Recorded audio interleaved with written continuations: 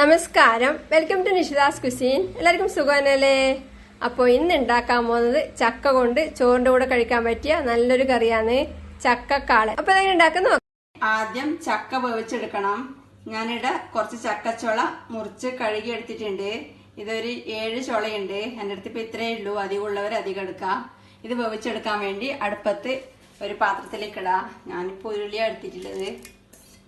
ഇങ്ങനത്തെ കാളനെല്ലാം ഉരുളിയിലെല്ലാം ആക്കുമ്പോൾ നല്ല ടേസ്റ്റ് ആയിരിക്കും. ഇത് വേവിച്ചെടുക്കാൻ വേണ്ടി വളരെ കുറച്ച് വെള്ളം ഒഴിച്ച് തീ കത്തിക്കാം. ഇതിലേക്ക് ആവശ്യത്തിന് ഉപ്പ് ചേർക്കാം. പിന്നെ ഒരു 1/2 ടീസ്പൂൺ മഞ്ഞൾപ്പൊടിയും 1/4 ടീസ്പൂൺ മുളക് പൊടിയും 1/4 ടീസ്പൂൺ കുരുമുളക് പൊടിയും ചേർത്ത് ഒന്ന് ഇളക്കി മിക്സ് ചെയ്തതിന് ശേഷം അടച്ചു വെച്ച് തീ കുറച്ച് ചക്ക വേവിച്ചെടുക്കാം. ഇപ്പൊ ചക്ക വെന്തിട്ടുണ്ട്. ഇത് ചക്ക ആയതുകൊണ്ട് വേഗം വേവും. ഇതിപ്പോ ഞാൻ അടച്ച് വേവാൻ വെച്ചിട്ട് ഏകദേശം ഒരു 3-4 മിനിറ്റ് സമയമായിട്ടില്ലോ. ഇതിനി തവി കൊണ്ട് ഇളക്കി ചെറുതായി ഒന്ന് അടച്ചു കൊടുക്കാം. ഞാൻ ഇടക്ക് തുറന്ന് 1-2 വട്ടം ഇളക്കി കൊടുത്തിട്ടുണ്ടായിരുന്നു.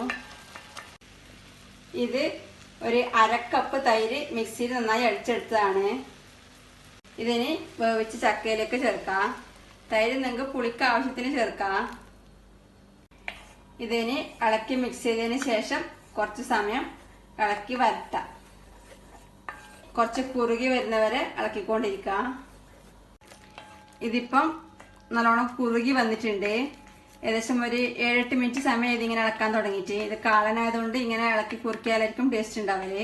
ഇനി ഇതിലേക്ക് അരച്ച് ചേർക്കാൻ വേണ്ടി മിക്സിയിലെ ഒരു ജാറിലേക്ക് 1 കപ്പ് തേങ്ങ ചിരകിയതെടുത്തിട്ടുണ്ട്. ഇതിലേക്ക് 1/2 ടീസ്പൂൺ ജീരകം ചേർക്കാം. എരിവിന് വേണ്ടുന്നത്ര പച്ചമുളക് ചേർക്കാം. ഞാൻ 2 പച്ചമുളക് മുറിച്ചെടുത്തിട്ടുണ്ട്. 2 അല്ലി ചെറിയ അല്ലി വെളുത്തുള്ളി മുറിച്ച് ചേർക്കാം. ഇത് ഇഷ്ടമില്ലാത്തവർക്ക് വേണമെങ്കിൽ ഒഴിവാക്കാം. ചില ആൾക്കാർ ചേർക്കാറില്ല.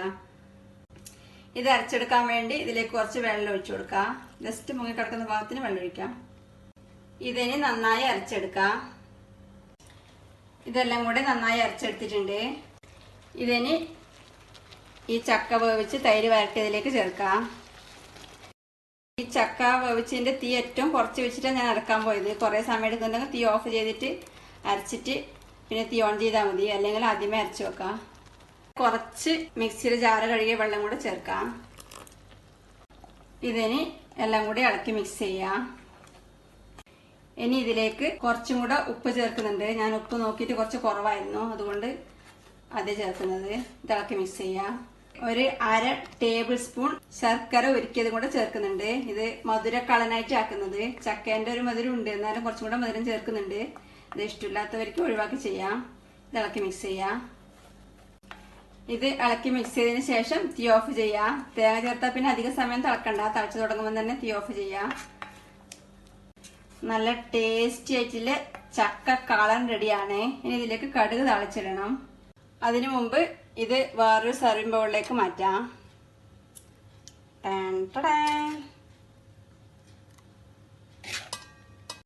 കടുക് താളിക്കാൻ വേണ്ടി ഒരു പാൻ അടുപ്പത്ത് വെച്ച് തീ കത്തിച്ചിട്ടുണ്ട്.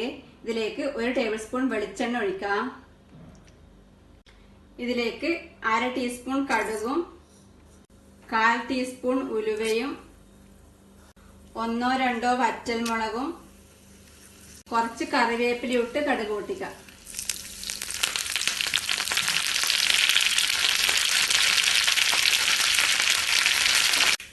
കടുക് പൊട്ടി കഴിഞ്ഞിട്ടുണ്ട്. ഇനി തീ ഓഫ് ചെയ്ത് ഇത് കറിയിലേക്ക് ചേർക്കാം.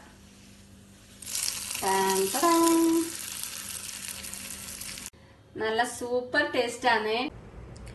ഉണ്ടാക്കി നോക്കുക. അഭിപ്രായങ്ങളും നിർദ്ദേശങ്ങളും അറിയിക്കുക. സബ്സ്ക്രൈബ് ചെയ്യുക, സപ്പോർട്ട് ചെയ്യുക. Thank you.